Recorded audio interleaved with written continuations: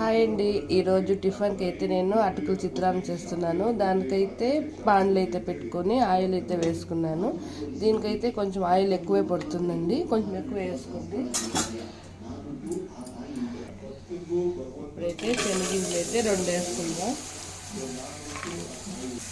ఇప్పుడైతే కొంచెం సాసులు అయితే వేసుకుందాం. ఇప్పుడైతే ఆనియన్, పచ్చిమిర్చి, కరివేపాకు అంతా వేసి గోల్డెన్ బ్రౌన్ కలర్ వచ్చే వరకు వేయించుకుందాం. నా వాయిస్ కొంచెం బాగలేదు, ఏమీ అనుకోకండి, కోల్డ్ అయిపోయింది. ఇప్పుడైతే టమాటా అయితే వేసుకున్నాను. అలాగే ఒక 1/2 టీ స్పూన్ పసుపు, ఒక 2 స్పూన్లు సాల్ట్ అయితే వేసుకుందాం. ఇదైతే 2 మినిట్స్ అయితే ఉడికిపెట్టుకుందాం. ఇప్పుడైతే ఏగిందండి టమాటా అంతా. ఇప్పుడైతే అటుకులు అయితే వేసుకుందాం. ఇప్పుడైతే అటుకులు, కొత్తిమీర అయితే పైన అయితే వేసాను. ఇప్పుడైతే బాగా మిక్స్ చేసుకుందాం. అయిపోయిందండి. ఇప్పుడైతే అంతా బాగా అయితే మిక్స్ చేసుకునేసాను అటుకులు వేసి. ఎంతో ఈజీగా సింపుల్గా చేసుకుని అటుకుల చిత్రాన్నం అయితే రెడీ అయిపోయిందండి.